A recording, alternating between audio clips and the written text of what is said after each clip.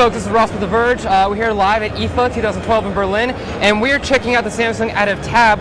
More importantly, however, what we're looking at is a build 9200, the final build of Windows RT. Something we haven't really got a good chance to look at. So we're going to kind of dive into the menu, get some more of the details, see what's actually different between this and kind of the classic x86 Windows 8 version. Alright, so as you can see, we got a pretty much standard start menu. We can go to the desktop mode still, load up File Explorer. It's the same as you've seen in the x86 version. In fact, you can kind of push down. You can still make folders, you can still access files really quickly. You can rename. Of course, you got to pop up the menu, touch keyboard. There we go. Obviously, you can see this. It's not entirely optimized for a touch experience. And a lot of what you're going to see in the desktop mode is still better catered, better suited for a keyboard and mouse, but it is there. Alright, you can see the apps. You got the basic apps, you've got the Microsoft Office, we'll go back to that in a second.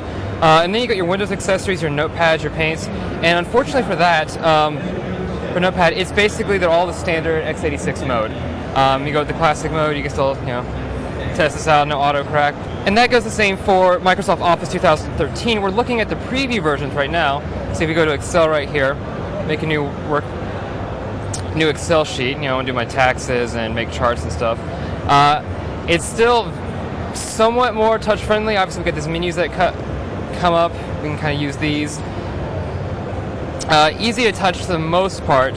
Does get a little unwieldy here, unfortunately. Like, I'm not going to be able to very easily kind of push my way to print, to view.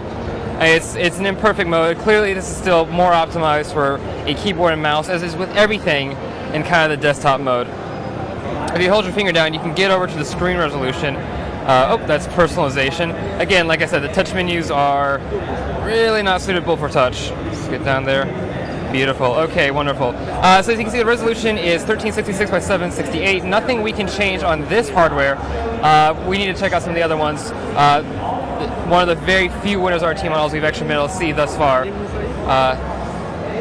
Orientation, we can change portrait. We can flip landscape from here. Let's see if I can do this. Okay. There we go.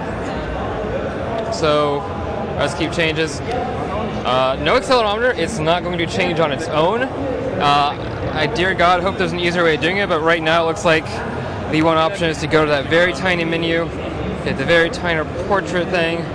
Okay, there we go. And keep changes. Alright, much better. Crisis over, everyone. We are back in normal mode.